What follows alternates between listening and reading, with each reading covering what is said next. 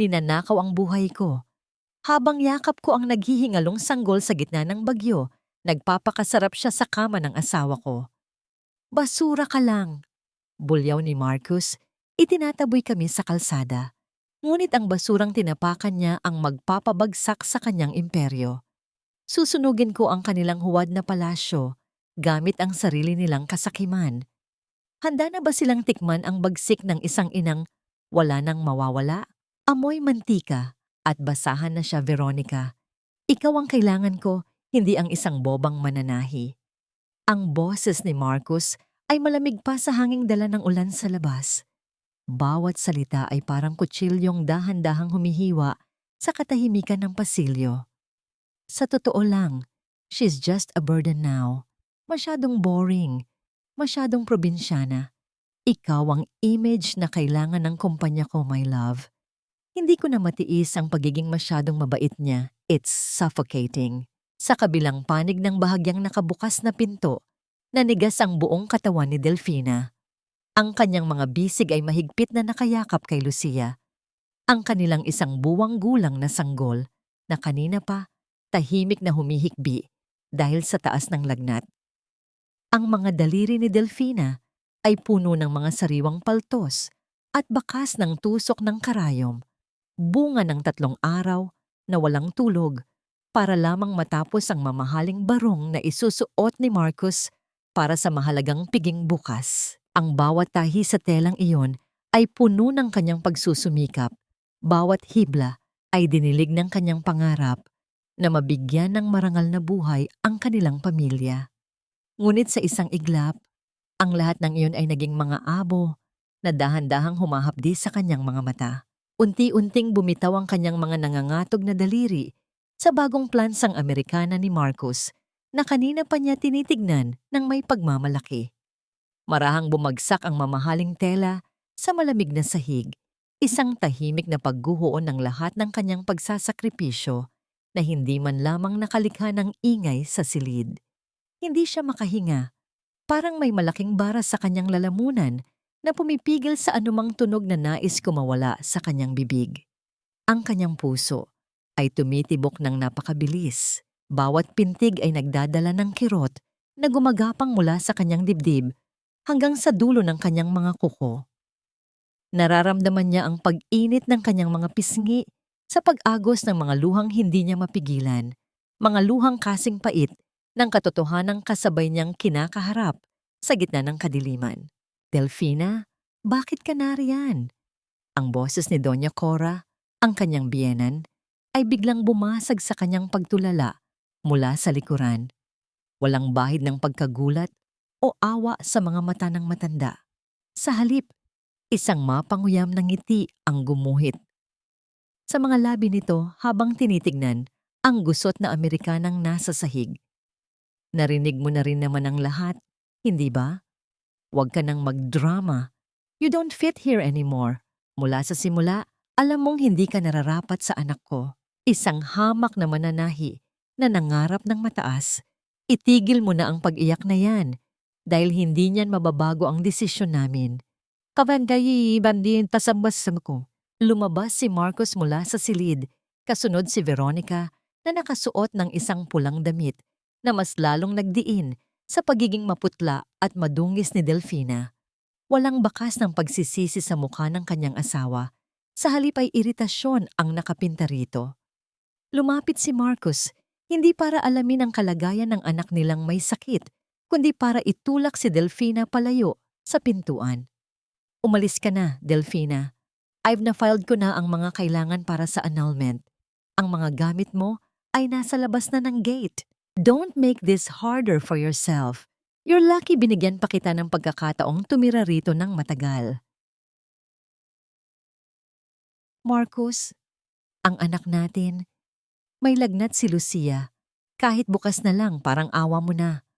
Ang tanging na ibulalas ni Delfina, ang boses ay nanginginig at halos hindi marinig dahil sa pait ng kanyang nararamdaman.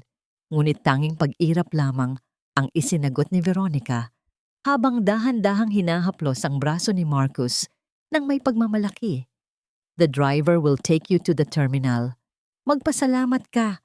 At binigyan ka pa ni Marcos ng pamasahe para makabalik sa kung saan ka man nanggaling. Isang malakas na tunog ng pagsasara ng pintuan ang naging huling hantungan ng kanyang 5 taong paninilbihan at pagmamahal. Itinulak sila palabas ng malaking gate ng mga tauhan ni Marcos nang walang anumang pasubali. Sa gitna ng dilim at malakas na buhos ng ulan, nakatayo si Delfina sa kalsada, yakap ang kanyang anak, na lalong nanghihina ang paghinga. Ang malamig na tubig ay tumatagos sa kanyang manipis na duster, ngunit mas malamig ang pakiramdam ng kanyang nagdurugong puso na tila nilalamon ng kawalan. Tumingala siya sa madilim na langit, habang ang ulan ay humahalo sa kanyang mga luha na patuloy na dumadaloy. Bakit ang taong pinag-alayan niya ng buong buhay ang siya ring kukuha ng lahat mula sa kanya sa paraang pinakamalupit? Hanggang kailan kailangang magtiis ng isang pusong wala namang ibang ginawa, kundi ang magmahal ng tapat at magsakripisyo ng higit sa sarili? Sa bawat patak ng ulan na tumatama sa kanyang balat, isang katanungan ang bumabalot sa kanyang isipan. Paano niya ililigtas ang kanyang anak kung maging ang kanyang sariling kaluluwa ay winasak na ng mga taong itinuring niyang pamilya? Ang amoy ng gamot at ang lamig ng semento ang bumati kay Delfina nang dahan-dahan niyang imulat ang kanyang mga mata. Sa loob ng maliit at tinitiris na klinika sa kanto, tanging ang malabong liwanag ng isang bumbilyang kumukurap-kurap ang nagbibigay ng anyo sa paligid. Nararamdaman niya ang matinding pananakit ng kanyang likod at ang pamamanhid ng kanyang mga braso. Ngunit ang lahat ng iyon ay nawala nang marinig niya ang mababaw at mabilis na paghinga ni Lucia sa kanyang tabi. Ang kanyang sanggol ay tila isang maliit na ibong sugatan, maputla, at ang bawat hininga ay may kasamang mahinang tunog na tila hirap na hirap ilabas ang hangin sa kanyang dibdib. Kailangan niya ng mga gamot na ito, Delfina. Kung hindi, baka lumala ang pulmonya niya at mauwi sa mas malalang komplikasyon. Ang sabi ng doktorang nakatingin sa kanya ng may halong lungkot at pagod. Inabot sa kanya ang isang pirasong papel na naglalaman ng mga pangalan ng gamot at ang kabuuang halaga na tila isang bundok na kailangan niyang akyatin nang walang sapin sa paa. Libo-libo ang kailangan, samantalang ang tanging laman ng kanyang bulsa ay ang ilang barya at ang basang-basang pera na ibinato ni Veronica kanina. Wala nang ibang muling malalapitan si Delfina, kundi ang mga kamag-anak ni Marcos. Sa gitna ng paos na tinig at nanginginig na mga tuhod, tinungo niya ang bahay ng pinsan ni Marcos na madalas niyang tinatahian ng mga kurtina noon ng libre. Ngunit bago pa man siya makalapit sa pinto, ang mga mata ng mga tao roon ay puno na ng pag-iwas. "Pasensya ka na, Delfina. Tinawagan na kami ni Tita Cora. Sabi niya ay, naglayas ka raw at nagpaka-irresponsable. Ayaw naming madamay sa gulo ninyo?" Yang naging tugon sa kanya bago pa man siya makapagsalita. Ang malalim na tunog ng pagkakandado ng pinto ay muling naging hantungan ng kanyang huling pag-asa. Bumalik siya sa isang maliit at madilim na kwartong pinahiram sa kanya ng isang dating kakilala sa palengke. Ang bubong ay may mga butas na hinahayaan ang bawat patak ng ulan na pumasok at bumuo ng maliliit na lawa sa sahig. Naupo si Delfina sa isang sulok, tinitignan ang kanyang mga kamay sa ilalim ng malamlam na ilaw. Ang mga daliring iyon na bumuo ng tagumpay ni Marcos ay punong-puno na ngayon ng mga peklat at magagaspang na balat. Napahikbi siya sa gitna ng katahimikan, isang hagulgol na walang tunog ngunit nagpapakita ng lahat ng kanyang pagsisisi. Bakit siya naniwala na ang pagpapakumbaba ay sapat na upang mahalin siya ng mga taong ang puso ay gawa sa bato? Dahan-dahan niyang kinuha ang isang mangkok na may natitirang ilang subo ng malamig at matigas na kanin. Bawat subo ay tila mga bato na bumabara sa kanyang lalamunan, ngunit pilit niyang nilunok ang lahat. Kailangan niyang magkaroon ng lakas, kailangan niyang makabuo ng gatas para kay Lucia. Habang dahan-dahang dumedede ang sanggol sa kanyang dibdib, nararamdaman ni Delfina ang bawat pintig ng puso ng kanyang anak.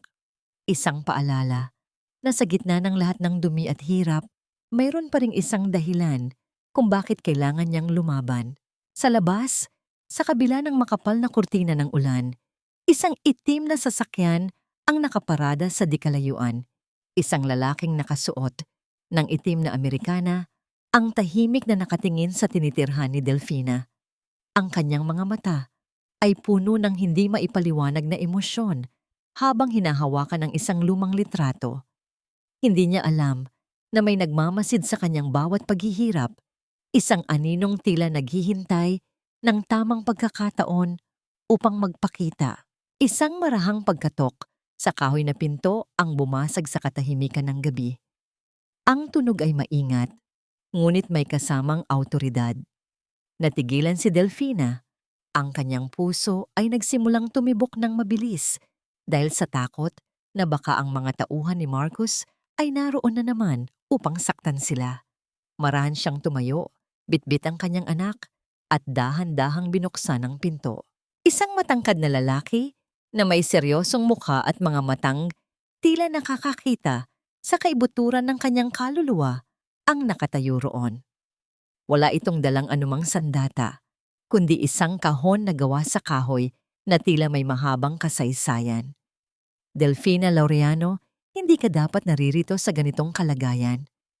Ang panimula ng lalaki sa isang boses na malalim at puno ng respeto. Matagal na kitang hinahanap. Narito ako dahil sa huling habilin ng iyong lola. Sino ang lalaking ito at bakit siya may daladalang alaala? Mula sa nakaraang akala ni Delfina ay wala ng saysay.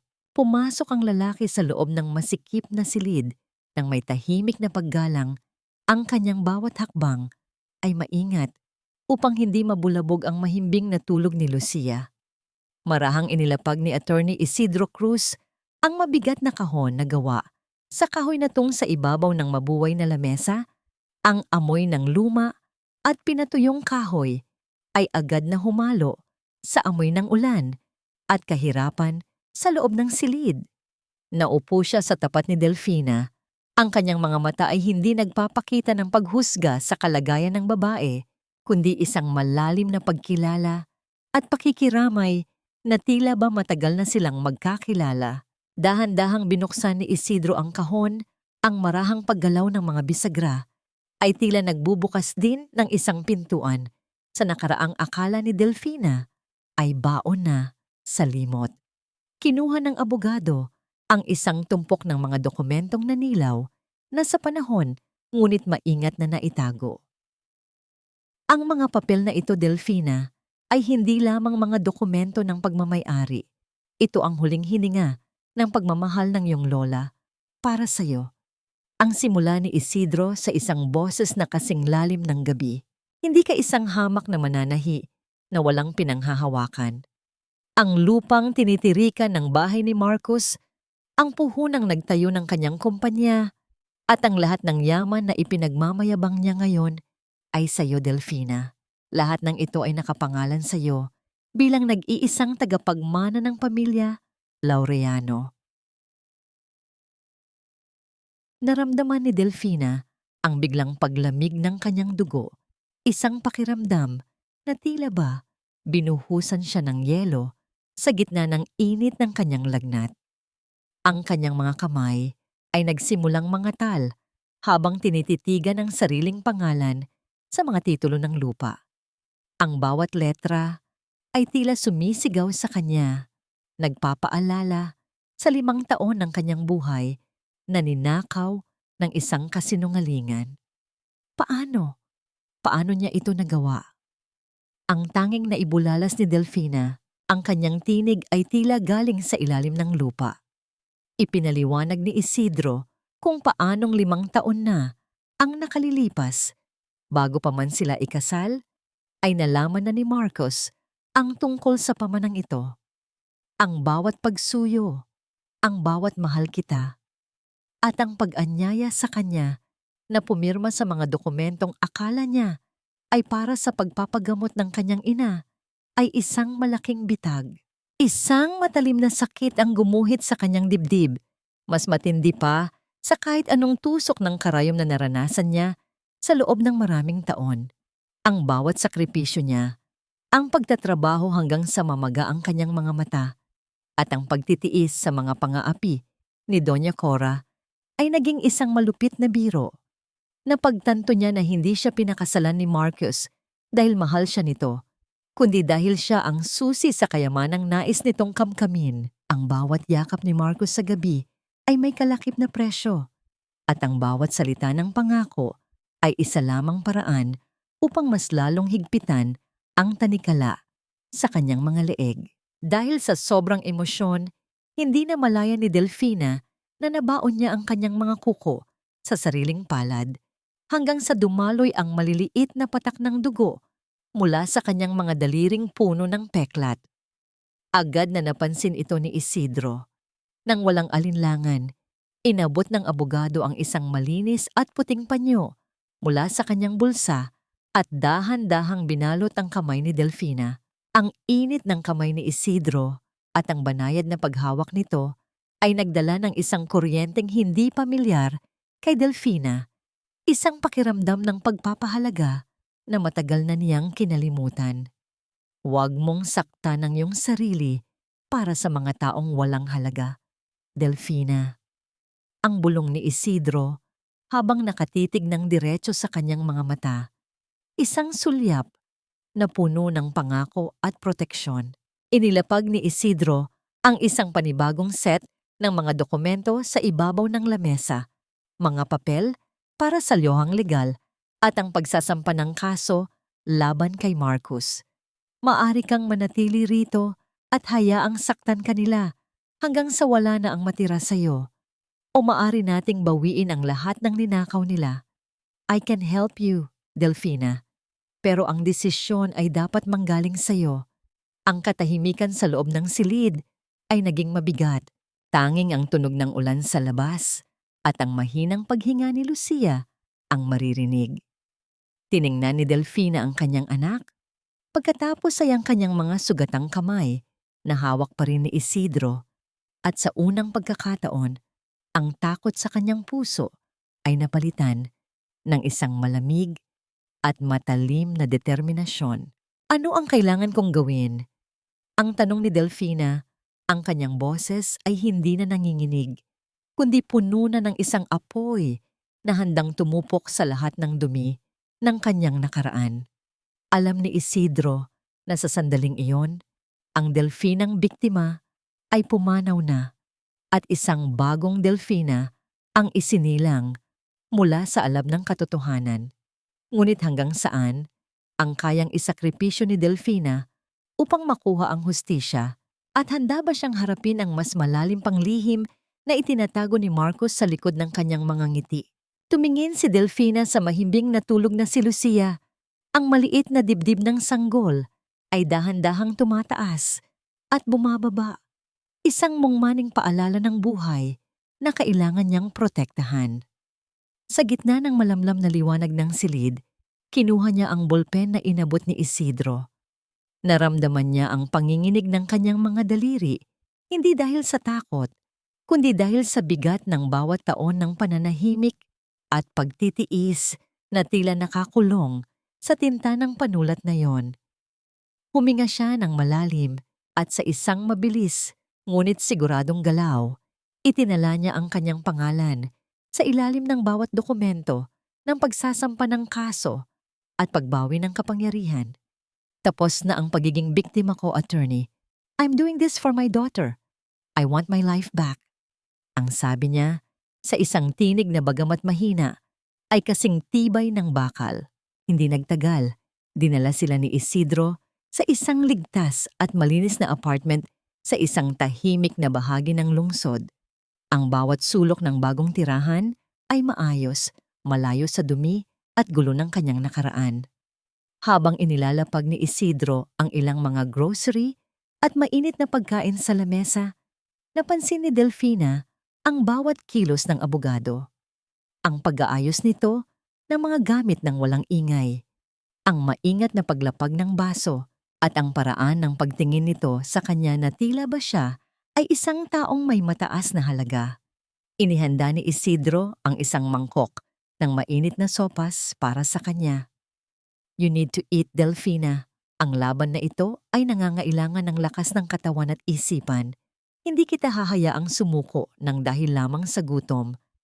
Ang wika ni Isidro sa isang malumanay na tono na nagpadama kay Delfina ng isang uri ng kalinga na matagal na niyang hindi nararanap.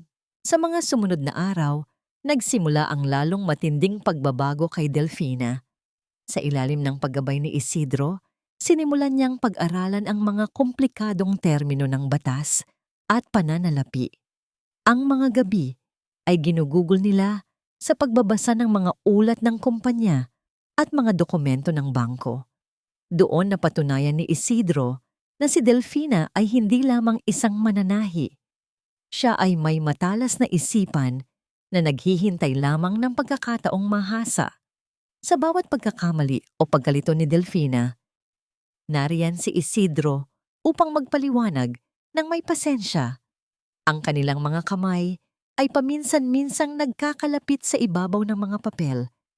Nagdadala ng isang banayad na init na nagpapabilis sa tibok ng puso ng babae. Isang hapon, habang nakatitig sa salamin, kinuha ni Delfina ang isang matalim na gunting. Tinitigan niya ang kanyang mahabang buhok, ang buhok na madalas hatakin ni Marcos noon kapag galit ito. Ang buhok na simbolo ng kanyang pagiging sunod-sunuran. Sa bawat paggalaw ng matalim na bakal, dahan-dahang nahuhulog ang mga itim na hibla sa sahig. Tila ba kasabay nito ay ang pagtanggal ng mga lumang tanikala ng kanyang pagkatao. Nang matapos siya, ang isang bagong mukha ang bumati sa kanya sa salamin.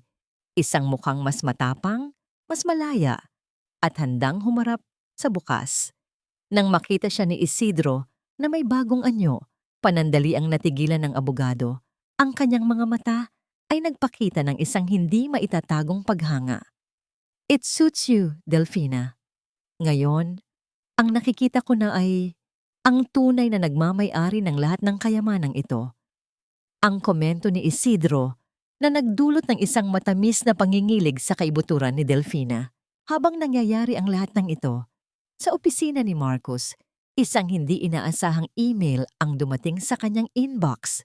Ang mensahe ay nanggaling sa isang hindi kilalang account na may lamang babala na ang tunay na tagapagmana ay nagising na mula sa kanyang pagkakatulog. Agad na binalot ng kaba si Marcos, bagamat pinilit niyang baliwalain ito sa harap ni Veronica. Siguro ay kung sinong nananakot lang iyan. Inayos ko na ang lahat ng papeles, Veronica. Bukas na bukas din, isasanla natin ang bahay na yon para makuha ang malaking loan na kailangan natin para sa bago nating proyekto. Ang masiglang sabi ni Marcos habang inilalapag ang isang bote ng mamahaling alak. Ngunit hindi alam ni Marcos na bawat segundo ay mahalaga. Habang nagdiriwang siya sa kanyang huwad na tagumpay, ang bawat pirma ni Delfina sa piling ni Isidro ay tila mga huling pako sa kabaong ng kanyang kasakiman. Ang tanong ay, aabot ba ang kapangyarihan ng batas bago tuluyang maibenta ni Marcos ang tanging alaala ng lola ni Delfina? Sa gitna ng katahimikan ng gabi, isang malaking panganib ang nagbabanta dahil ang isang taong desperado gaya ni Marcos ay handang pumatay ng kahit na anong dangal para lamang hindi mawala ang kanyang kinalalagyan. Dahan-dahang bumalik si Delfina sa eskinitang naging saksi ng kanyang 5 taong pagtitiis. Ang bawat hakbang niya sa bitak-bitak na semento ay tila paglalakad sa ibabaw ng mga bubog ng nakaraan. Ang amoy ng kanal, ang usok mula sa uling ng mga kapitbahay, at ang ingay ng mga batang naglalaro sa kalsada ay naghatid ng isang pamilyar na kirot sa kanyang dibdib. Kailangan niyang makuha ang orihinal na kopya ng kanyang birth certificate na naiwan sa ilalim ng isang lumang cabinet sa dati nilang tirahan, isang mahalagang piraso ng papel na magpapatunay ng kanyang tunay na pagkakakilanlan sa korte. Ngunit hindi pa siya nakakarating sa tapat ng pintuan nang marinig niya ang isang tinig na kasing talim ng kalawangin na yero. Tignan mo nga naman, bumalik ang babaeng walang utang na loob. Ang boses ni Doña Cora ay pumailan lang, sapat na upang lumingon ang lahat ng mga mambubusal sa paligid. Nakatayo ang matanda sa harap ng gate ng kumpanya ni Marcos, Suot ang kanyang mga alahas na kumikinang sa ilalim ng sikat ng araw. Mga alahas na alam ni Delfina na galing sa pawis ng kanyang sariling mga kamay. Pagkatapos kitang pakainin at patuluyin sa bahay ko ng 5 taon, ganito ang igaganti mo sa anak ko? Siniraan mo ang pangalan ni Marcus sa korte? Wala kang kahihiyan, Delfina. Isang mananahi na pinulot sa putik, nagmamarunong na ngayon. Nararamdaman ni Delfina ang init ng hiyang gumagapang sa kanyang mukha habang ang mga bulungan ng mga tao ay tila mga bubuyog na humuhubog ng isang mapanghusgang koro. Bago pa man siya makasagot, isang itim na sasakyan ang huminto sa kanyang tabi. Lumabas si Marcus, nakasuot ng mamahaling salamin sa mata at may mapang-uyam na ngiti sa kanyang mga labi. Tinitigan niya si Delfina mula ulo hanggang paa, tila isang maruming basura na muling humarang sa kanyang dinadaanan. Masyado ka namang desperado, Delfina. Kung kailangan mo ng pera, sana ay nagsabi ka lang. Hindi mo na kailangang gumawa ng mga kwentong legal na wala namang patutunguhan. Ang sabi ni Marcus habang kinukuha ang kanyang pitaka. Ni Marcus. Sa isang mapang insultong galaw, kumuha si Marcus ng ilang pirasong papel na pera at isa-isang binitawan ang mga ito sa harap ni Delfina. Ang mga pera ay dahan-dahang lumutang sa hangin bago bumagsak sa maruming kalsada. Ayan, pambili ng gatas ng bata. Naawa ako sa inyo. Huwag mo nang uulitin ang pagpapakita rito dahil nakakasira ka ng view. Ang dagdag nito habang tumatalikod upang akbayan ng kanyang ina. Isang mapang-uyam na tawa ang kumawala sa mga labi ng mag-ina habang naglalakad sila pabalik sa loob ng kumpanya. Nanginginig ang buong katawan ni Delfina sa tindi ng pagkainsulto. Ngunit sa halip na sumigaw o magmura, dahan-dahan siyang lumuhod sa maruming semitombon. Isa-isa niyang pinulot ang mga perang itinapon ni Marcus. Ang kanyang mga mata ay nananatiling nakatuon sa lupa habang ang kanyang mga luha ay pumatak sa tuyong alikabok. Ang bawat pagpulot niya ay isang paalala ng kanyang layunin. Kailangan niyang magmukhang mahina sa kanilang mga mata. Kailangan nilang maniwala na siya ay durog pa rin upang hindi nila mapansin ang patibong na dahan-dahan nang bumabalot sa kanila. Nang makabalik siya sa ligtas na tahanan, agad siyang sinalubong ni Isidro. Nang makita ng abogado ang hitsura ni Delfina, ang maduming duster at ang mga perang hawak nito, ay agad siyang nakaramdam ng isang matinding pagnanais na protektahan ang babaeng ito. Lumapit si Isidro at dahan-dahang kinuha ang mga pera mula sa kamay ni Delfina bago ito inilapag sa lamesa. Hindi siya nagsalita. Sa halip ay marahan niyang niyakap si Delfina. Hinahayaang umiyak ang babae sa kanyang balikat. Ang init ng katawan ni Isidro at ang banayad na paghaplos nito sa kanyang likod ay nagbigay kay Delfina ng isang pakiramdam ng kapayapaan na tila isang gamot sa kanyang sugatang dangal. Ginamit ni Delfina ang isang bahagi ng perang itinapon ni Marcus upang bumili ng isang puting kandila. Nang gabing iyon, matapos mapatulog si Lucia, itinirik niya ang kandila sa harap ng lumang litrato ng kanyang lola. Ang liwanag ng apoy ay sumasayaw sa dingding, tila isang tahimik na panalangin para sa hustisya.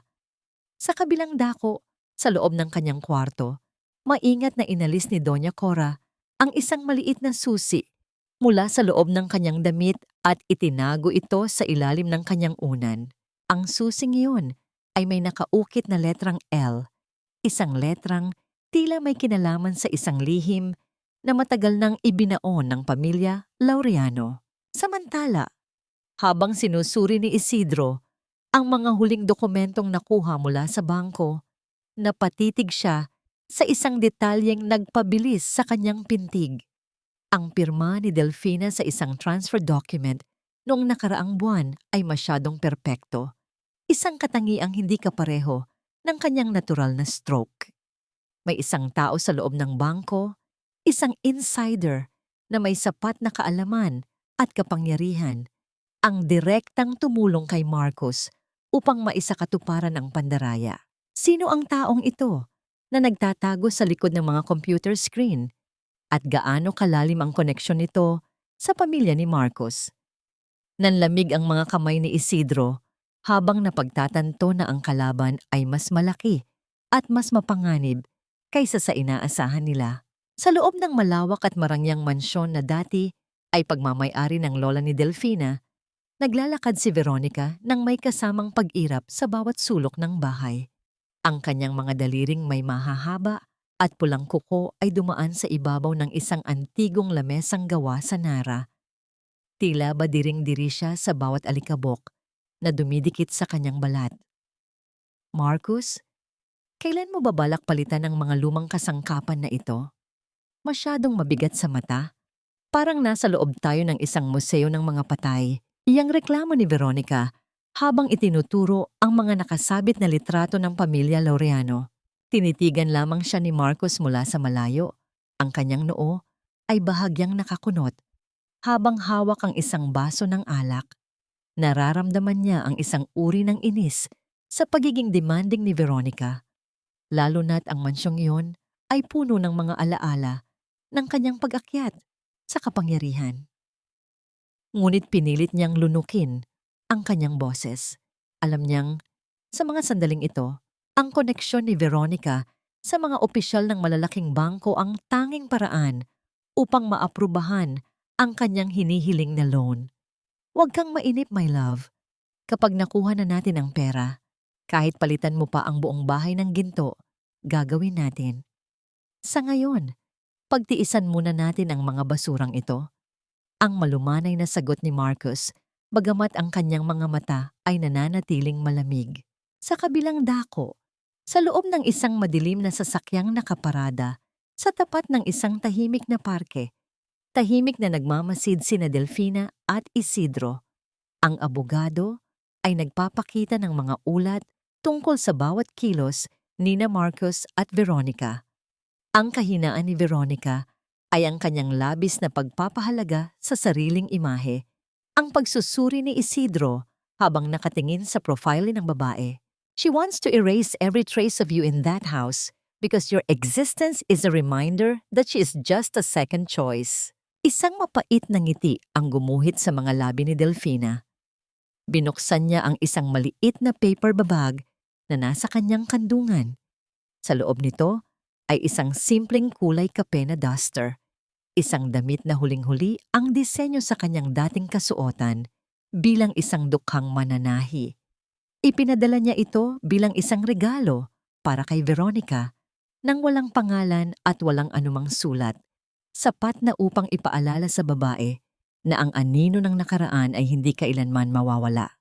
Habang naglalakad sila pabalik sa apartment, biglang bumuhos ang isang lathalang ulan. Agad na binuksan ni Isidro ang kanyang malaking itim na payong at dahan-dahang inilapit ang katawan kay Delfina upang hindi ito mabasa. Sa gitna ng malamig na simoy ng hangin, naramdaman ni Delfina ang balikat ni Isidro na dumidikit sa kanyang sariling balikat. Isang banayad at maingat na pagkakalapit na naghatid ng isang uri ng init sa kanyang buong pagkatao. Tumingala siya kay Isidro at sa ilalim ng liwanag ng mga ilaw sa kalsada, nakita niya ang isang seryosong ekspresyon ng abogado na puno ng pagnanais na siya ay ingatan. Walang salitang binitawan, ngunit ang bawat patak ng ulan sa labas ng kanilang payong ay tila naging musika ng isang umuusbong na pag-asa. Samantala, sa loob ng mansyon, mabilis na binuksan ni Veronica ang dumating na regalo. Nang makita niya ang lumang duster, biglang nagbago ang kulay ng kanyang mukha mula sa pagiging mapula patungo sa isang nakakatakot na pamumutla. Alam niya ang ibig sabihin yon. Agad siyang sumigaw. Tinatawag si Marcos ng may halong takot at galit. Nang makita ni Marcos ang damit, binitawan niya ang kanyang baso ng alak. Ang tunog ng pagkabasag ng kristal sa sahig ay tila isang babala ng paparating na unos. Nandito pa siya, Marcos! Nandito pa ang babaeng iyon sa paligid natin! Ang sigaw ni Veronica habang nanginginig ang kanyang mga kamay. Ang mukha ni Marcos ay biglang nagdilim. Ang kanyang mga panga ay nagngangalit sa tindi ng galit at kaba. Hindi niya inaasahan na ang taong itinapon niya sa kalsada ay magkakaroon ng lakas ng loob na paglaruan ng kanilang kaisipan. Hanapin niyo siya. Ang bulyaw ni Marcos sa kanyang mga tauhan na agad na nagkukumahog sa paglabas. Hanapin niyo ang mananahing iyon at huwag niyo siyang titigilan hanggat hindi ko nalalaman kung nasaan ang pinagtataguan niya. Delfina, sa gitna ng katahimikan ng gabi, ay nakatingin sa labas ng bintana habang yakap si Lucia. Alam niyang ang laro ay nagsimula na, ngunit ang tanong ay, hanggang kailan niya kayang manatili sa anino bago siya tuluyang lamunin ng panganib na hatid ng isang lalaking wala ng kinatatakutan. Nakarating sa pandinig ni Delfina ang balita tungkol sa marahas na pag-atake ng mga tauhan ni Marcos sa dati niyang tinutuluyan. Ayon sa isang dating kapitbahay, binaligtad ng mga lalaking nakaitim ang bawat sulok ng silid, winasak ang mga luma niyang gamit, at tinakot ang sinumang magtatangkang tumulong sa kanya. Naramdaman ni Delfina ang isang matinding bigat sa kanyang dibdib, isang halong takot para sa mga inosenteng tao at matinding pag-uusig sa kanyang sarili dahil sa gulo na kanyang nadala. Ngunit sa gitna ng kanyang panginginig, naramdaman niya ang isang mainit na kamay na pumatong sa kanyang balikat. Huwag mong sisihin ang iyong sarili, Delfina. Ang ginagawa nila ay patunay lamang na sila ay desperado dahil alam nilang malapit na silang matalo. Ang malumanay na pag-aalo ni Isidro habang iniaabot sa kanya ang isang baso ng maligamgam na tubig. Alam ni Delfina na wala na silang oras na dapat sayangin. Sa ilalim ng banta ng panganib, napagkasunduan nila ni Isidro na magbiyahe patungo sa isang malayong sangay ng bangko sa probinsya. Doon, matatagpuan ang orihinal na kopya ng footage mula sa kamera anit pagnanakaw noong araw na dinala ni Marcos ang isang babaeng nagpanggap na siya upang pirmahan ang mga dokumento ng paglilipat ng lupa. Ang 4 na oras na biyahe ay naging isang pagkakataon para sa isang tahimik at malalim na pag-uusap sa pagitan ng dalawa. Sa loob ng sasakyan, tanging ang mahinang ugong ng makina at ang tunog ng hangin sa labas ang maririnig. Isinalaysay ni Isidro kung paanong ang kanyang sariling pag-aaral sa batas ay tinustusan noon ng lola ni Delfina nang walang hinihinging kapalit. Ang utang na loob na ito ay hindi matutumbasan ng salapi, Delfina. Ipinangako ko sa iyong lola na kailanman ay hindi ko hahayaang mapunta sa maling kamay ang kanyang pinaghirapan. Ang seryosong pahayag ni Isidro habang ang kanyang paningin ay nakatuon sa madilim na kalsada. Naramdaman ni Delfina ang isang matinding antok dahil sa pagod at puyat.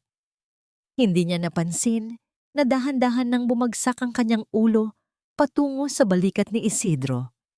Sa halip na lumayo, bahagyang ini-adjust ng abogado ang kanyang posisyon upang maging komportable ang pagkakasandal ng babae. Inabot niya ang isang malambot na kumot mula sa likurang upuan at maingat itong ibinalot sa katawan ni Delfina, tinitiyak na hindi ito magigising.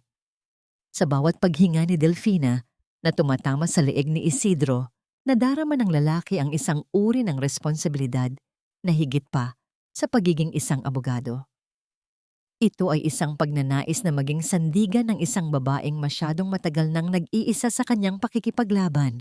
Nang makarating sila sa bangko, agad silang hinarap ng manager na may mapangaping tingin. "I'm sorry, Attorney Cruz, but that footage is for internal use only. Masyadong confidential ang hinihiling ninyo," ang sabi ng manager habang pilit na iniiwas ang tingin sa mga dokumentong iniharap ni Isidro. Alam ni Delfina na ang taong ito ay binayaran ni Marcos. Sa halip na umiyak o magmakaawa gaya ng dati, tumayo ng tuwid si Delfina At tinitigan ng manager sa mga mata. I know about your offshore accounts in Singapore, Mr. Manager. At alam ko rin kung paano nyo pinapaboran ang mga kliyenteng katulad ni Marcus kapalit ng malalaking komisyon. Isasama ba namin ang pangalan nyo sa demanda? O ibibigay nyo sa amin ang kailangan namin ngayon din? Ang matapang na banta ni Delfina na nagpabago sa kulay ng mukha ng opisyal. Sa loob ng ilang minuto, hawak na nila ang isang maliit na kagamitang imbakan ng digital na datos na naglalaman ng katotohanan. Paglabas nila ng bangko, naramdaman ni Delfina ang isang matinding ginhawa. Tila ba isang malaking bato ang naaalis sa kanyang balikat. Ngunit ang kagalakang iyon ay panandalian lamang. Habang pabalik na sila sa kanilang tinutuluyan, ang katahimikan sa loob ng sasakyan ay napalitan ng isang hindi maipaliwanag na kaba. Nang marating nila ang pintuan ng kanilang apartment, tumigil ang pintig ng puso ni Delfina nang makitang bahagyang nakabukas ang pinto. Mabilis silang pumasok sa loob at doon ay tumambad sa kanila ang isang magulong sala. Ang mga gamit ni Lucia ay nagkalat sa sahig at ang kuna ng sanggol ay walang laman. Wala rin doon ang kanilang pinagkakatiwalaang yaya. Lucia, ang anak ko. Nasaan ang anak ko? Ang sigaw ni Delfina na tila ba isang sugatang hayop habang hinahanap ang bawat sulok ng maliit na apartment. Ang tanging sumagot sa kanyang mga tawag ay ang katahimikan ng mga dingding na tila ba nagluluksa sa isang panibagong trahedya. Sa gitna ng kaguluhan, isang katanungan ang pilit na gumugulo sa isipan ni Isidro. Sino ang nakakaalam ng kanilang kinaroroonan? At sapat ba ang ebidensyang nakuha nila upang matapatan ng kalupitang kaya panggawin ni Marcus?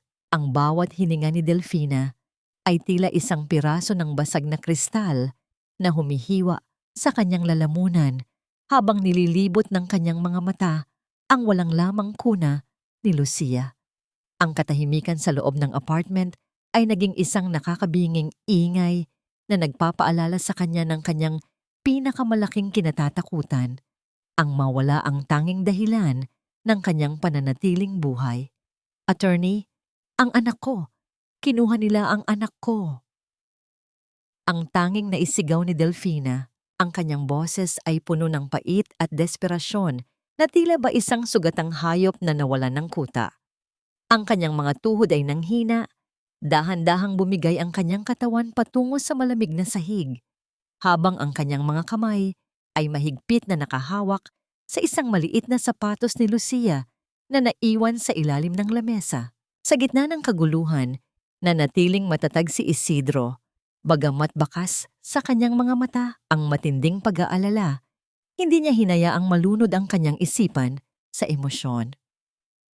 Mabilis niyang sinuri ang bawat sulok ng silid, napansin niya na bagamat magulo ang sala, ang pinto sa likod ay nakabukas ng maingat at walang senyales ng sapilitang pagpasok ng mga hindi kilalang tao. Delfina, tumingin ka sa akin. Iyang mariing utos ni Isidro habang hinahawakan ang mga balikat ng babae upang pakalmahin ito. Hindi kinuha si Lucia ng mga tauhan ni Marcus. Ang yaya niyo. Nakita niya ang banta, kaya tumakas siya para iligtas ang bata. We have to find them, napapagpag. Matapos ang ilang minuto ng mabilis na pakikipag-ugnayan sa kanyang mga tauhan at pagsusuri sa mga kamera sa labas ng gusali, natukoy ni Isidro ang direksyon kung saan tumakbo ang kanilang yaya. Sa gitna ng dilim at amoy ng basaing lupa, tinungo nila ang isang malaking tulay sa dulo ng lungsod. Ang bawat pag-ikot ng gulong ng sasakyan ay tila isang mahabang oras para kay Delfina. Ang kanyang puso ay tumitibok ng mabilis. Bawat pintig ay nagdadala ng panalangin na sana ay ligtas ang kanyang anak. Nang marating nila ang ilalim ng tulay, tanging ang tunog ng agos ng tubig sa ilog at ang malalayong ingay ng mga sasakyan ang maririnig. Sa isang madilim na sulok, nakita nila ang kanilang yaya na nakaluhod sa putikan. Mahigpit na yakap-yakap ang isang balot ng kumot. Ang mukha ng matanda ay puno ng luha at putik. Nanginginig sa takot dahil sa mga lalaking sumusunod sa kanila kanina. Nang makalapit si Delfina, dahan-dahang gumalaw ang kumot at narinig niya ang isang mahinang iyak, isang manipis na tunog na tila ba nagdugtong muli sa kanyang nadurog na kaluluwa. Lucia! Ang bulalas ni Delfina habang mabilis na kinukuha ang kanyang anak. Ang init ng balat ng sanggol laban sa kanyang malamig na mga kamay ay nagdala ng isang bahanang luha ng pasasalamat. Buhay ang kanyang anak. Ligtas ang kanyang munting Lucia, ngunit sa sandaling iyon, isang matinding pagbabago ang naganap sa loob ni Delfina. Habang idinidiin niya ang mukha sa munting balikat ni Lucia, ang takot na kanina lamang ay lumalamon sa kanya ay biglang naglaho, napalitan ng isang malamig at matalim na puot. Tumingala siya kay Isidro, ang kanyang mga mata na dati ay puno ng luha ay nag-aapoy na ngayon sa determinasyon. Tapos na ang pagtakbo. Attorney Marcos has crossed the line. Sinubukan niyang saktan ang anak ko. Tapusin na natin ito. Gusto ko. Bukas na bukas din ay mawasak ang lahat ng pinapahalagahan niya. Ang sabi ni Delfina sa isang boses na kasing tigas ng semento sa kanilang paligid. Naramdaman ni Isidro ang bigat ng desisyon ni Delfina. Tumango siya nang may paggalang. Alam niyang ang babaeng nasa harap niya ay hindi na ang mananahi na madaling apihin. I understand, Delfina. We will accelerate everything. Handa na ang mga dokumento at handa na rin ang korte. Ang tugon ni Isidro habang inaalalayan silang pabalik sa sasakyan. Ang katahimikan sa loob ng sasakyan habang pabalik sila ay puno ng tensyon. Tila ba bawat isa sa kanila ay naghahanda para sa isang malaking digmaan na sisira sa katahimikan ng buong lungsod. Nang makabalik sila sa apartment upang kuhanin ang ilang mahahalagang gamit bago lumipat sa isang mas ligtas na kuta, biglang nagliwanag ang screen ng cellphone ni Delfina. Isang mensahe mula sa isang hindi kilalang numero ang lumitaw. Ang mga salita ay tila isang matalim na pangungutya na nagpabilis muli sa kanyang pintig. Gusto ko lang ipaalam sa iyo, Delfina, na bukas ng gabi ay gaganapin ang pinakabonggang party sa mansyon. Magaganap doon ang engagement ni Marcos at Veronica, kasabay ng paglagda sa loan na magpapatumba sa huli mong alas. Masyado ka nang huli. Nanlamig ang mga kamay ni Delfina habang binabasa ang bawat salita. Tumingin siya kay Isidro na kasalukuyang nakikipag-usap sa telepono tungkol sa huling ebidensya ng pandaraya. Alam ni Delfina na ang party na tinutukoy sa mensahe ay hindi lamang isang pagdiriwang, kundi ang huling hakbang ni Marcos upang tuluyang makuha ang lahat mula sa kanya. Ang tanong ay, kaya ba nilang pigilan ang paglagda sa loan na yon bago maging huli ang lahat? O ang party na yon ang magiging huling alaala ni Delfina sa mansyong kinalakihan niya sa ilalim ng pangalan ng kanyang lola? Sa loob ng tahimik na silid ng kanilang pansamantalang kuta, ang tanging liwanag na nagmumula sa lampara ay nakatutok sa mga kamay ni Delfina. Ang bawat paggalaw ng kanyang mga daliri, ang bawat paghatak ng sinulid sa makapal at pulang tela, ay tila isang banal na seremonya. Ito ang kanyang huling obra, isang suit na kulay pulang sam na tila kinuha mula sa kulay ng natuyong dugo at ng nag-aapoy na determinasyon. Hindi ito basta damit, ito ang kanyang baluti. Sa bawat tahi, itinatanim ni Delfina ang bawat pait ng panlalait na tinanggap niya, ang bawat gabing ginugol niya sa pag-iyak, at ang bawat luhang pumatak para kay Lucia. Ang dating mananahi na yumuyuko sa harap ng makina ay wala na. Ang nakaupo roon ay isang arkitekto ng sarili niyang paghihiganti. Perfect! Ang mahinang bulong ni Delfina habang hinahaplos ang makinis na tela. Ang kanyang mga mata ay hindi na nagpapakita ng pagod, kundi isang klase ng ningning na tanging ang mga taong nakabangon mula sa hukay ang nagtataglay. Sa sandaling iyon, ang marahang pagbukas ng pinto ay naghatid ng pamilyar na bango ng kape at ang presensya ni Isidro. Lumapit ang abogado, bitbit ang isang asul na folder na naglalaman ng dokumentong magpapabago sa kapalaran ng lahat. The court has signed it. Delfina, isang writ of preliminary attachment. Sa oras na pumasok tayo sa mansyon bukas, ang lahat ng ari-arian ni Marcos ay opisyal ng kontrolado ng korte. Wala siyang magagawa kundi panoorin ang pagguho ng lahat. Ang wika ni Isidro sa isang boses na puno ng katiyakan. Tumayo si Delfina at lumapit sa bintana. Tinitignan ang malawak na lungsod na unti-unting nilalamon ng dilim. Tumabi sa kanya si Isidro.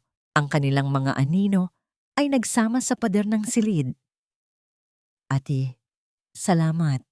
Sa loob ng maraming taon, akala ko ay wala akong halaga. Akala ko ay anino lang ako ni Marcos. Ang pag-amin ni Delfina, ang kanyang tinig ay bahagyang nanginig sa halo-halong emosyon. But you made me see that my scars are not my weakness. They are my strength. Sa gitna ng katahimikan ng gabi, dahan-dahang inabot ni Isidro ang kamay ni Delfina, ang kamay na puno ng mga peklat mula sa karayom. Sa halip na ikahiya, hinawakan ito ni Isidro nang may labis na pag-iingat. Ang kanyang mga daliri ay marahang humahaplos sa magaspang na balat ng babae. Your hands built an empire, Delfina. It's only right that they are the ones to take it back. Hindi ka anino ng kahit sino. You are the light that Marcos was too blind to see. Ang tugon ni Isidro. Ang kanyang mga mata ay nakatitig sa mga mata ni Delfina nang may katapatang nagpabilis sa pintig ng puso ng babae. Isang tahimik na pangako ang nabuo sa pagitan nila. Isang ugnayang hindi na kailangan ng mga salita upang maunawaan. Samantala, sa kabilang bahagi ng lungsod, ang mansyon ni Marcos ay tila isang dambuhalang kumikinang sa ilalim ng mga makukulay na ilaw. Ang bawat sulok ay pinalalamutian ng mga mamahaling bulaklak at ang amoy ng litson at mamahaling alak ay humahalo sa hangin. Sa loob ng kanyang malawak na kwarto, tinitignan ni Marcos ang kanyang sarili sa salamin habang inaayos ang kanyang gintong relo.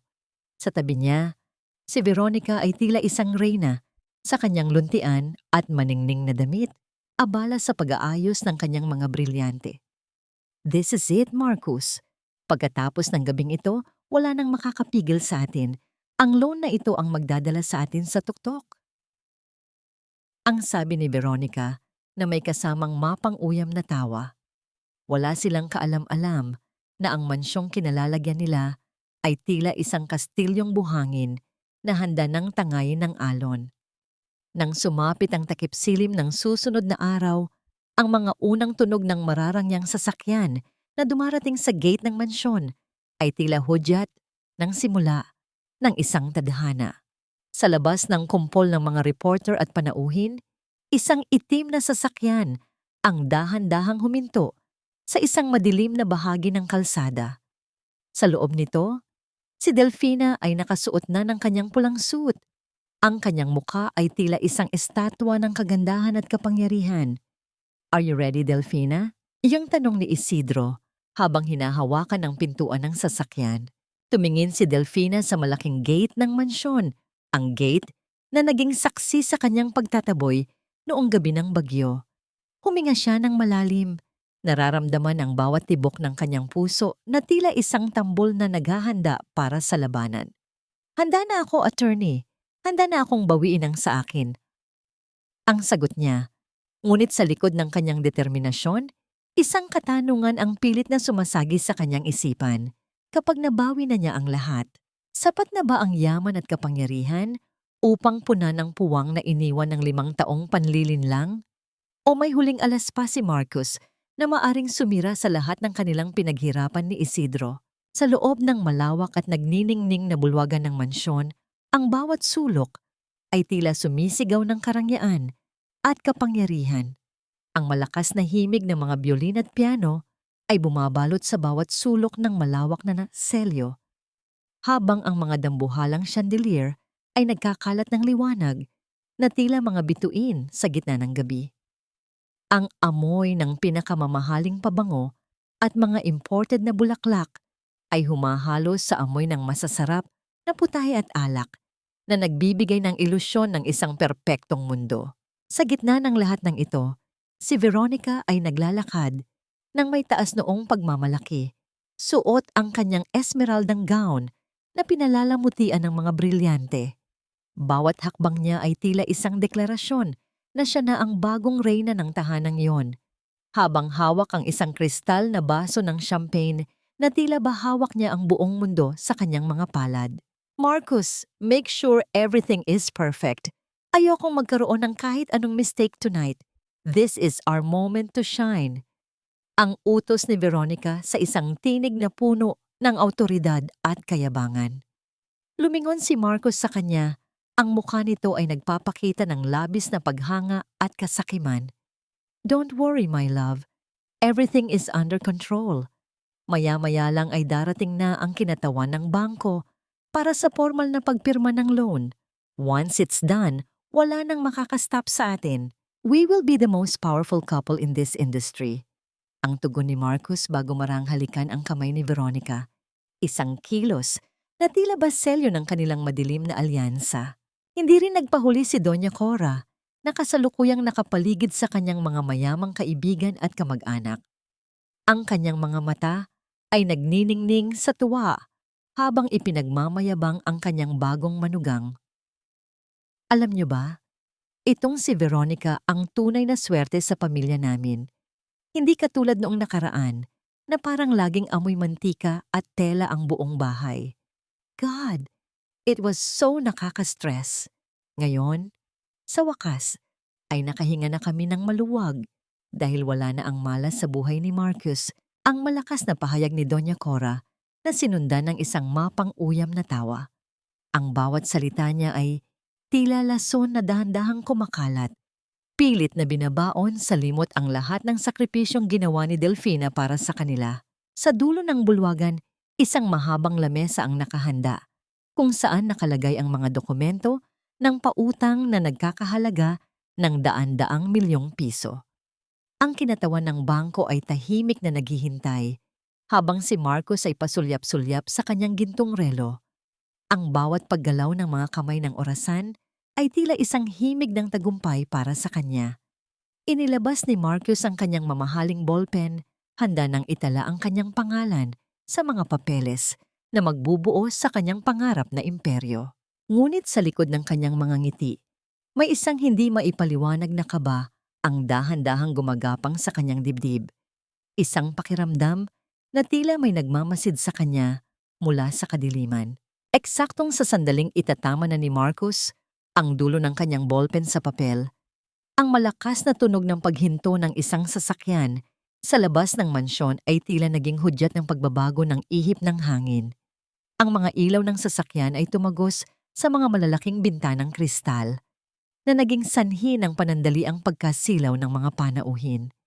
Ang malaking pintuan na gawa sa Nara ay dahan-dahang bumukas nang walang anumang pasubali na nagdulot ng paghinto ng musika at ang biglang pagtahimik ng buong bulwagan. Ang malamig na hangin mula sa labas ay pumasok. Tila ba nagdadala ng isang babala mula sa kabilang mundo. Lahat ng mata ay nabaling sa pintuan. Ang anino ng isang babae ay dahan-dahang nabuo sa ilalim ng liwanag ng buwan. Ang kanyang bawat galaw ay may kasamang bigat at dangal na hindi pamilyar sa mga naroon. Ang tunog ng kanyang matitigas na sapatos sa marmol na sahig ay tila isang pintig ng tadhana na nagpapabilis sa kaba ng mga nagkasala. Si Veronica ay napahawak ng mahigpit sa kanyang baso, habang si Doña Cora ay napatigil sa kanyang pagkukwento. Ang kanyang mga mata ay nanlalaki sa hindi maipaliwanag na takot. Sino ang panauhing ito na nangahas na gambalain ang kanilang gabi? At anong bagyo ang dala niya sa gitna ng kanilang huwad na kapayapaan? Dahan-dahang humakbang si Delfina papasok sa gitna ng bulwagan.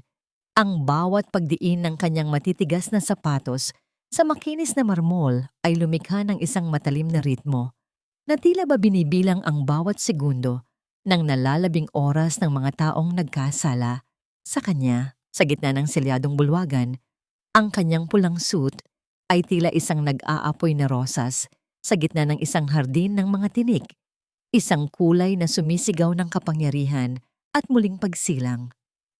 Kasunod niya si Attorney Isidro Cruz na may bitbit na itim na kaptap. Ang kanyang mukha ay seryoso at puno ng dignidad na nagbibigay ng mas matinding bigat sa kanilang presensya.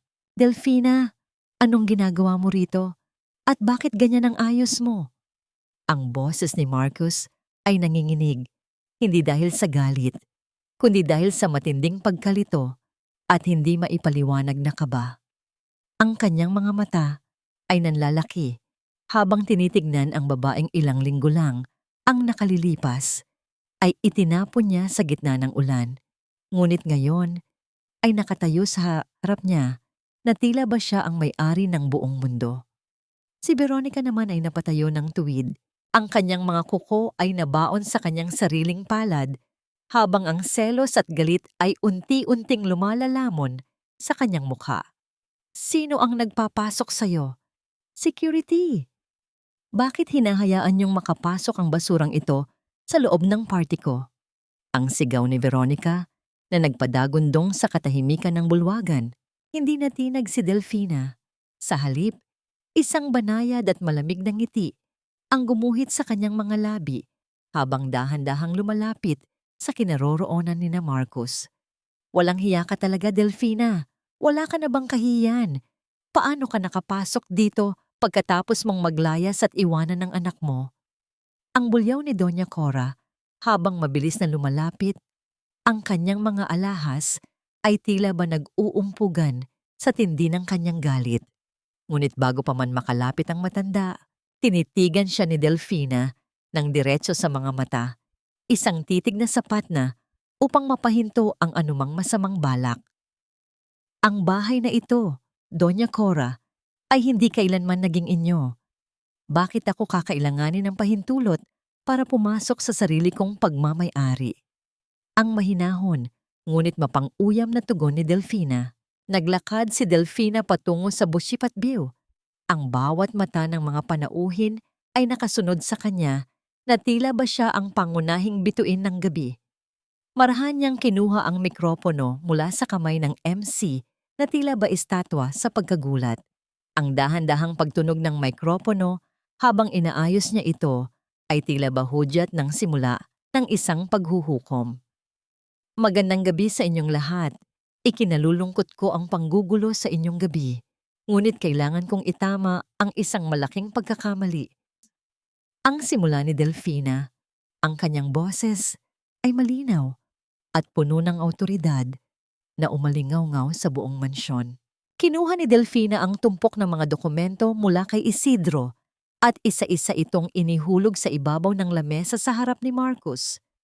Ang marahang pagbagsak ng bawat papel ay tila mga tunog ng pintuan ng bilangguan na dahan-dahang nagsasara. Ang mansyong ito, ang kumpanyang ipinagmamayabang ni Marcos at bawat sentimong ginastos sa piging na ito ay pagmamay-ari ko, ayon sa huling habilin ng aking lola na si Doña Laureano. Nandito ako para bawiin ang lahat. Iyang pagpapatuloy ni Delfina habang tinititigan si Marcos nang walang anumang awa. Dahan-dahan niyang kinuha ang baso ng alak mula sa harap ni Marcos. Ang kanyang mga mata ay nanatiling nakatitig sa lalaking minsan niyang minahal ng higit sa sarili.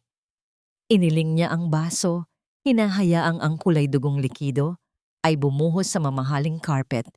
Isang kilos na tila ba pagtatapos ng lahat ng kanyang mga luha sa nakaraan. Ang pulang alak ay dahan-dahang kumalat sa puting carpet. Tila isang mantsa na hindi kailanman mabubura. Sabi mo ay amoy mantika at tela ako, Marcos. Ngayon, hayaan mong ang amoy ng sarili mong kasakiman ang lumunod sa'yo. Sinungaling ka! Fake ang mga dokumentong yan!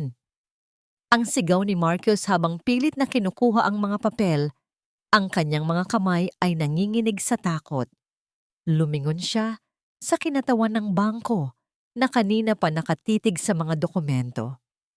Sir, huwag kayong maniwala sa kanya. Pirmahan na natin ang loan. This is my house, not hers. Ang desperadong pakiusap ni Marcos habang ang pawis ay dahan-dahang tumatulo mula sa kanyang noo.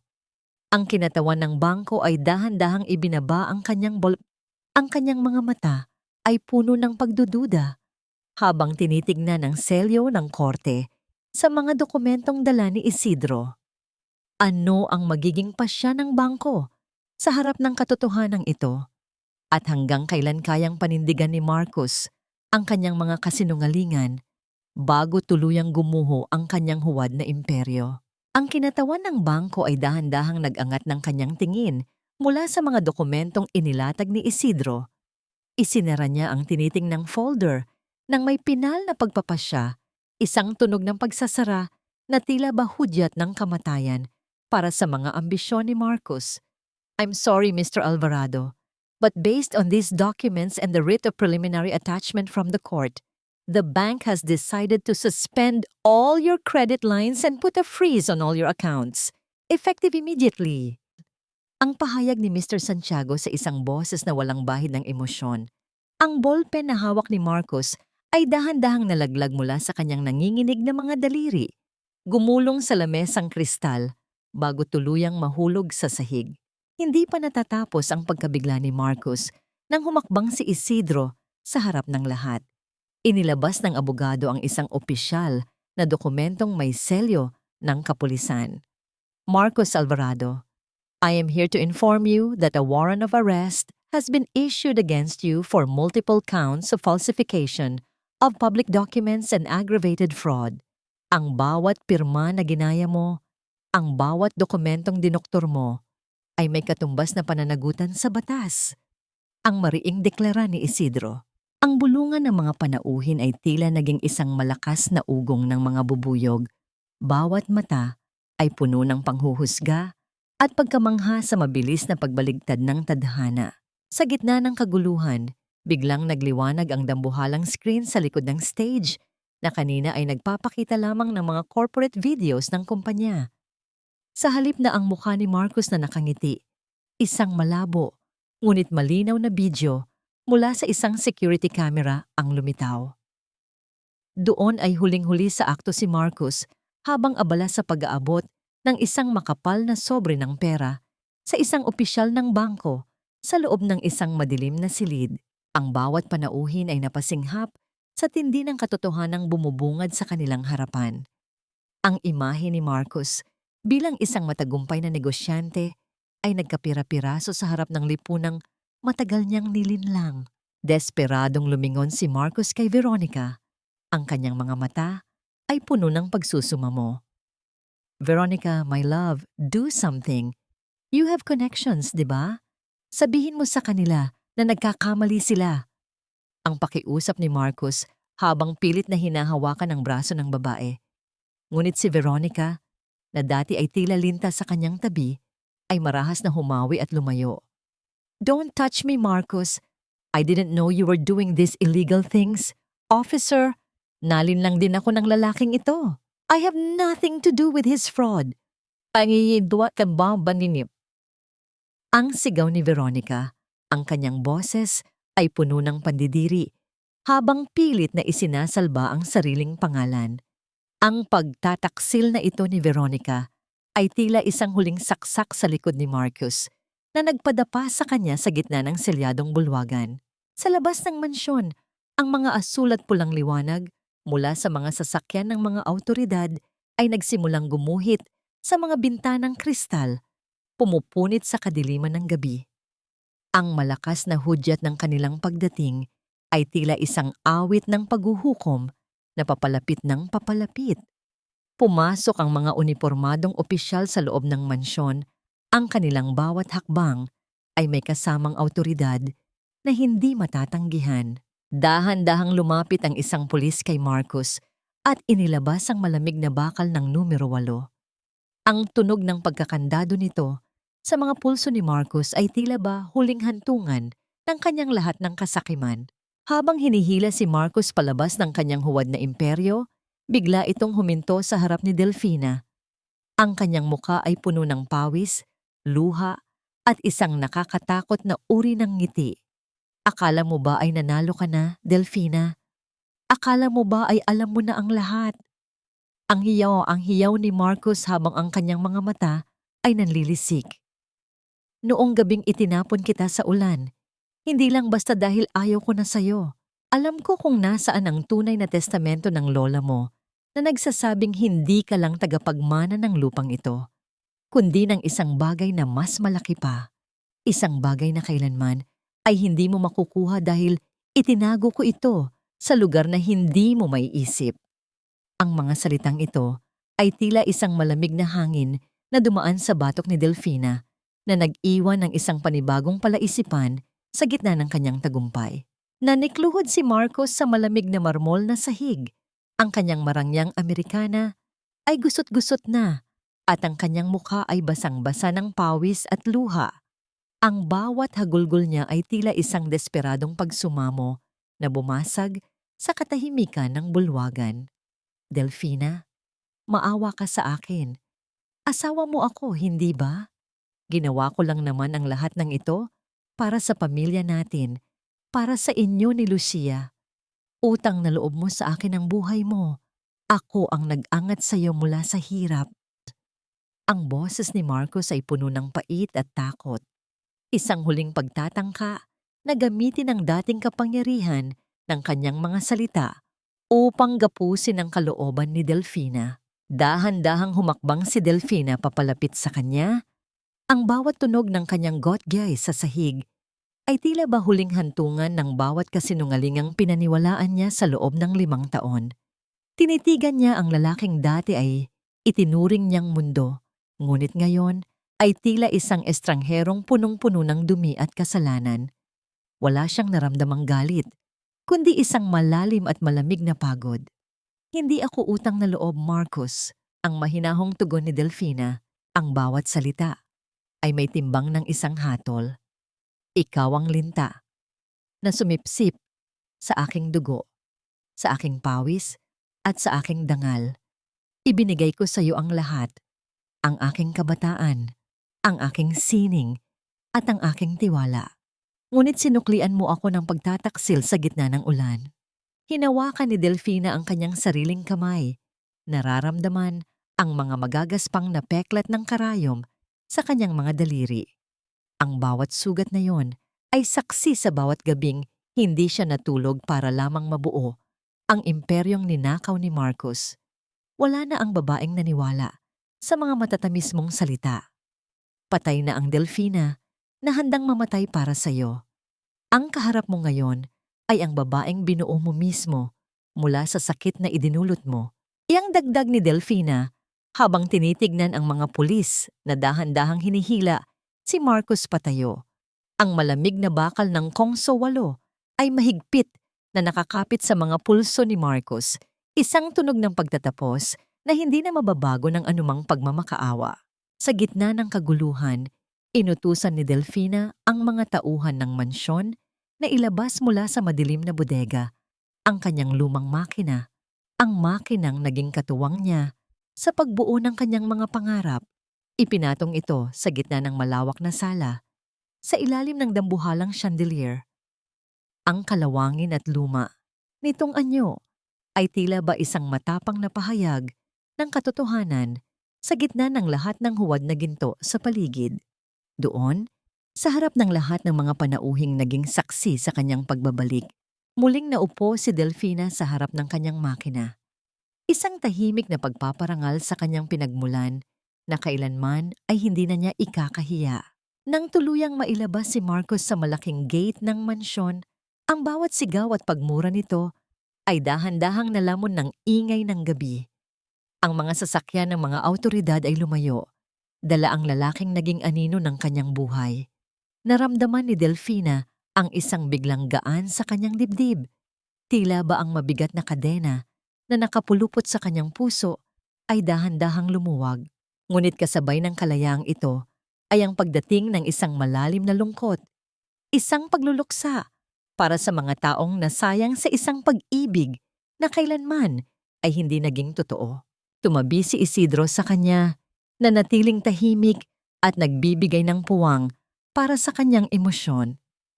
Hindi nagtagal, naramdaman ni Delfina ang mainit na kamay ni Isidro na maingat na pumatong sa kanyang balikat. Ito ay isang hawak na hindi nagmamay-ari, kundi nag-aalay ng proteksyon. Tumingala si Delfina sa malaking bintana kung saan tanaw ang madilim na kalangitan. Ang ulan ay tumigil na at sa likod ng makapal na ulap, isang maliit na bituin ang nagsimulang magpakita ng liwanag. Nakaligtas siya. Nabawi niya ang lahat. Ngunit habang tinitingnan niya ang malawak at bakanteng mansyon, isang katanungan ang pilit na gumugulo sa kanyang isipan. Sapat na ba ang pagkakabawi sa lahat ng yaman upang gamutin ang mga sugat na iniwan ni Marcus sa kanyang kaluluwa?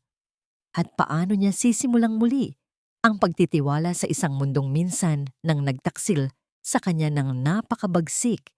Ang bawat sulok ng mansyon ay tila naghihintay ng kanyang sagot, habang ang anino ng nakaraan ay nananatiling nakamasid sa bawat hakbang ng kanyang bagong simula. Lumipas ang ilang linggo mula nang maging abo ang huwad na kaharian ni Marcus, ngunit ang mga bakas ng pinsala ay nananatili pa ring nakaukit sa bawat sulok ng alaala. Sa loob ng isang masikip at mainit na ward ng pampublikong ospital, nakahiga si Doña Cora. Wala na ang kanyang mga mamahaling brilyante at ang kanyang dating mapagmataas na tindig. Tanging ang maputlang balat at ang mga matang puno ng pangamba ang natira sa kanya. Nang dahan-dahang pumasok si Delfina sa silid, nakita niya ang matanda na tila isang lantang dahon na anumang oras ay maaaring liparin ng hangin. Ito ang babaeng dating nagtaboy sa kanya sa gitna ng bagyo. Ngunit ngayon ay tila ba isang pulubi na naghihintay ng barya ng awa. Delfina, ikaw pala yan. Alam ko na darating ka. Hindi mo ako matitiis dahil alam kong mabuti ang puso mo. Ang pabulong na pagsamo ni Doña Cora, ang kanyang tinig ay nanginginig habang pilit na inaabot ang kamay ni Delfina. Sa puntong ito, sinubukan pa rin ng matanda na gamitin ang dating taktika ng pagmamanipula. Umaasa na ang lambot ng puso ni Delfina ang magiging daan upang muli siyang makabalik sa marangyang buhay. Patawarin mo na ako sa lahat, Delfina. Isama mo na ako sa mansyon. Hindi ko kayang manatili rito. Masyadong mainit at marumi. Isipin mo ang pinagsamahan natin bilang pamilya. Tinitigan siya ni Delfina ng matagal. Ang kanyang mga mata ay walang mababakas na galit, ngunit wala ring bakas ng dating katangahan. Hinayaan niyang lumipas ang ilang segundo ng katahimikan bago siya dahan-dahang nagsalita. Binayaran ko na ang lahat ng hospital bills mo, Cora. Tiniyak ko rin na magkakaroon ka ng maayos na nursing home paglabas mo rito. Ngunit hanggang doon na lamang ang tungkulin ko. Ang mahinahon ngunit matatag na pahayag ni Delfina, ang mansyong yun ay hindi na kailanman magiging tahanan mo. Tinapos na natin ang kwento ng pamilyang binuo niyo sa kasinungalingan. Magpagaling ka para sa sarili mo. Ang pagtalikod ni Delfina sa biyenan ay hindi paghihiganti. Ito ay ang pagtatakda ng hangganan na matagal na niyang dapat ginawa para sa sariling kapayapaan. Sa paglabas niya sa ospital, nadaanan ng kanyang sasakyan ang isang bahagi ng lungsod kung saan matatagpuan ang mga lumang gusali at masisikip na eskinita. Doon, sa gilid ng isang tindahan, nakita niya ang isang pamilyar na anino.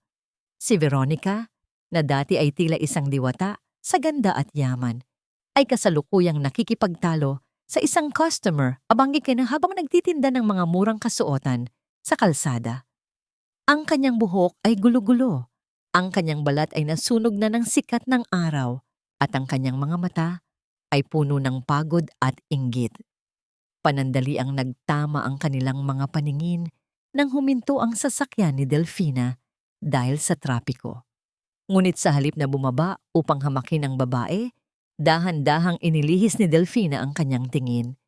Ang kawalan ng pakiramdam, ang ganap na kawalan ng galit o awa, ang naging huling parusa para kay Veronica.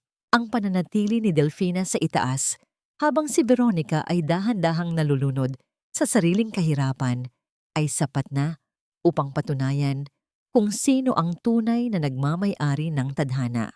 Bumalik si Delfina sa mansyon, ngunit sa pagkakataong ito Ang bahay ay hindi na madilim at nakakasakal. Pinabuksan niya ang lahat ng malalaking bintana. Hinahayaang pumasok ang liwanag ng araw sa bawat sulok.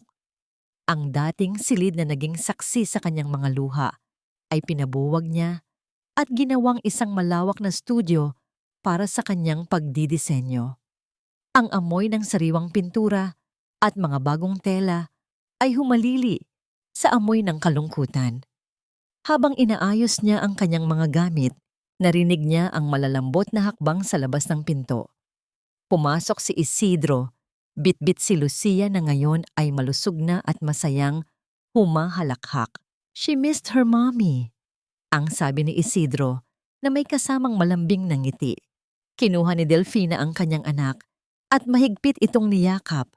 Nararamdaman ang bango ng sanggol na tila ba isang gamot sa lahat ng kanyang nakaraang sugat. Naupo sila ni Isidro sa balkonahe habang ang hapon ay dahan-dahang nagbibigay daan sa isang kulay ubing langit. Delfina, everything is finally in order. Naibalik na sa pangalan mo ang lahat ng properties at ang kumpanya. Yang balita ni Isidro habang iniaabot ang isang baso ng mainit na kape sa babae. You've done it. You've rebuilt yourself from the ground up. Napatitig si Delfina sa malayo. Nararamdaman ang kapayapaang matagal na niyang ipinagkait sa kanyang sarili. Ngunit sa gitna ng kanilang magandang usapan, napansin ni Delfina ang isang bahagyang pagbabago sa ekspresyon ni Isidro. May isang lungkot na tila pilit itinatago ng abogado sa likod ng kanyang mga ngiti. Inilabas ni Isidro ang isang maliit na sobre mula sa kanyang bulsa. Nakatanggap ako ng alok, Delfina, isang internship at tuition grant sa ibang bansa para sa isang kurso sa pandaigdigang batas na matagal ko ng pangarap. Ang sabi ni Isidro, ang kanyang boses ay bahagyang nanginig. Tumingin si Isidro kay Delfina. Ang kanyang mga mata ay puno ng hindi masabing damdamin. Ngunit bago ako magpasya, may gusto sana akong ibigay sa iyo. Inilapag ni Isidro ang isang maliit na kahon sa ibabaw ng lamesa. Hindi ito alahas, kundi isang susing ginto na may nakaukit na pangalan ni Delfina. Ito ang susi sa gusali sa kabilang kalsada. It's yours. Binili ko ito gamit ang bahagi ng komisyon ko mula sa mga naipanalo nating kaso. It's for your own workshop, for Lucia's Apparel. Your dream is ready to start, Delfina. Naramdaman ni Delfina ang pagbilis ng kanyang pintig. Isang halo-halong saya at bigat ng loob.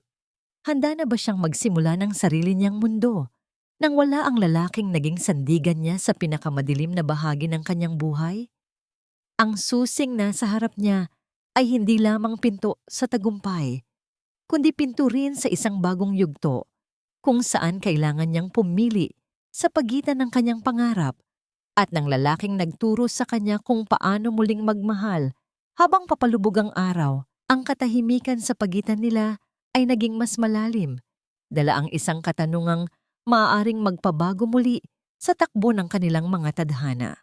Ang sikat ng umaga ay dahan-dahang pumasok sa malalaking bintana ng bagong gusali na ngayon ay may nakasulat na Lucia's Apparel sa gintong mga letra. Sa loob, ang bawat sulok ay puno ng buhay. Ang dating malamig at nakakatakot na tunog ng katahimikan ay napalitan na ng isang masiglang ritmo. Ang tuloy-tuloy na pag-ikot ng mga makina, ang marahang paghila ng sinulid sa mga tela, at ang masayang kwentuhan ng mga kababaihan na ngayon ay meron ng marangal na trabaho. Ang bawat tahi na ginagawa nila ay hindi na simbolo ng pagkaalipin, kundi isang hakbang patungo sa kanilang sariling kalayaan. Si Delfina ay nakatayo sa gitna ng lahat, suot ang isang puting suit na nagbibigay diin sa kanyang liwanag at tagumpay. Ang kanyang mga mata ay nagniningning habang pinagmamasdan ang bunga ng kanyang mga luha at pagtitiis. Ma'am Delfina, handa na po ang lahat sa labas. Marami na pong naghihintay para sa ribbon cutting. Ang sabi ng isa sa kanyang mga empleyado. Isang babaeng katulad niya ay dumaan din sa hirap ng buhay.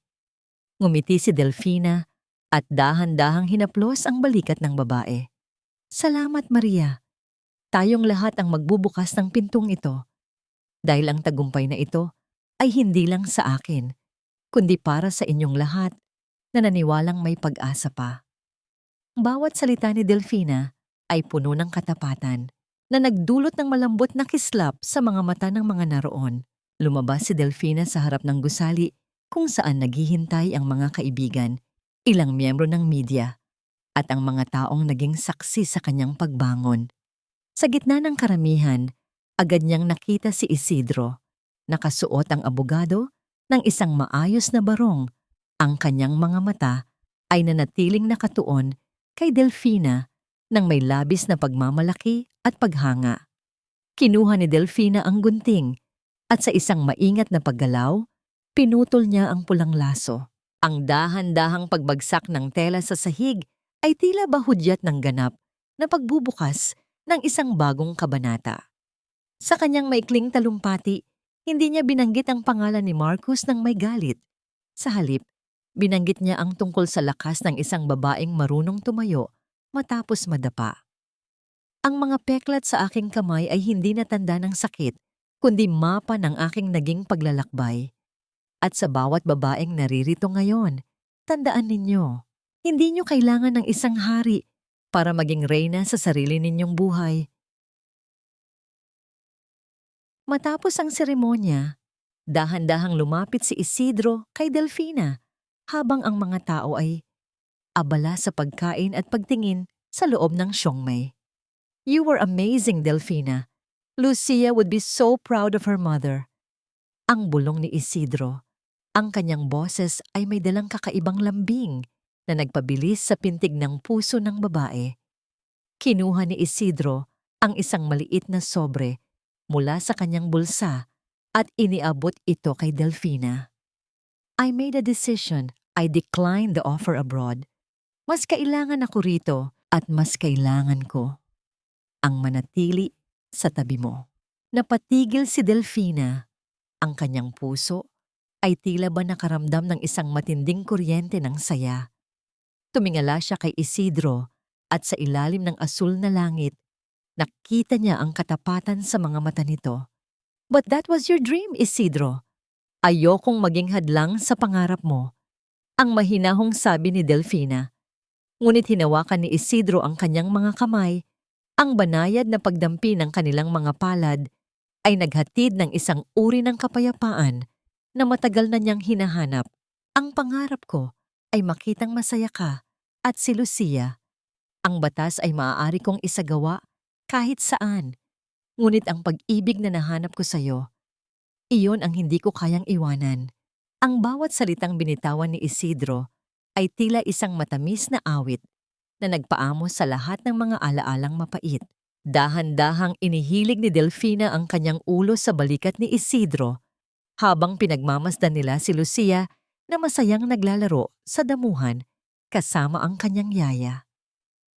Ang bawat hininga ng hangin ay tila ba nagdadala ng amoy ng bagong pag-asa at pag-ibig na hindi na kailangang magtago sa dilim. Ang bawat tahi ng tadhana ay sa wakas ay naging isang buong obra maestra.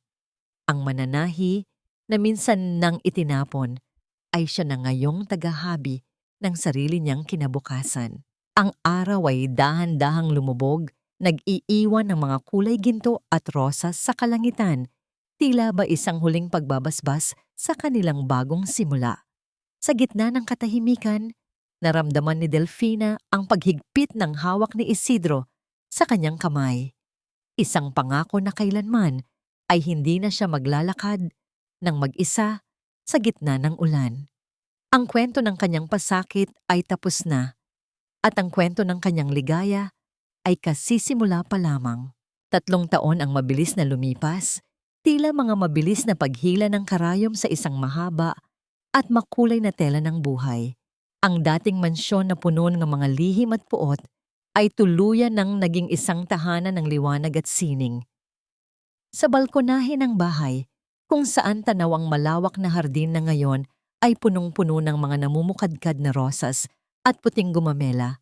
Nakaupo si Delfina habang maingat na tinatahi ang isang maliit na bestidong kulay asul para sa ikatlong kaarawan ni Lucia. Ang bawat tahi niya ay tila isang himig ng katahimikan, isang sining na nagpapakita ng ganap na kapayapaan sa kanyang puso.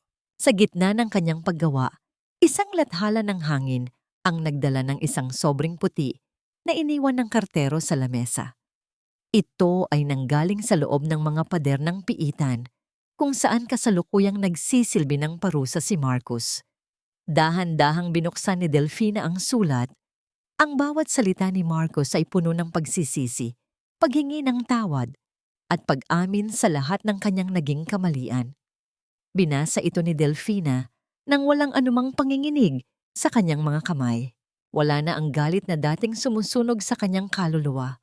Wala na rin ang pait na tila lason sa kanyang bawat hininga. Dahan-dahan niyang itinupi ang sulat at inilapit ito sa maliit na losuoy sa gilid ng balkonahe. Pinanood ni Delfina kung paanong dahan-dahang nilamon ng apoy ang mga papel. Ang bawat salita ay naging abo at dinala ng hangin patungo sa kawalan. Ang pagpapatawad para kay Delfina ay hindi nangangahulugang pagtanggap muli sa taong sumira sa kanya, kundi ang pagpapalaya sa kanyang sarili mula sa anino ng nakaraan. Ang kanyang puso ay tila isang hardin na sa wakas ay nalinis na mula sa mga tinik ng hapis. Pinatawad na niya ang kanyang sarili sa pagiging marupok noon, at sa pagpapatawad na yon, natagpuan niya ang tunay na kalayaan. Delfina, ang lalim na naman ang iniisip mo? Ang malambing na boses ni Isidro ang nagpabalik sa kanya sa kasalukuyan. Lumabas ang abogado mula sa loob ng bahay. Karga-karga si Lucia na ngayon ay masigla ng tumatakbo at masayang humahalakhak. Ang bawat hakbang ni Lucia sa sahig ay tila ba musika ng tagumpay ni Delfina. Lumapit si Isidro at marahang tumayo sa likuran ni Delfina. Inilapag ang kanyang mga kamay sa mga balikat nito. Everything is ready for the celebration tonight.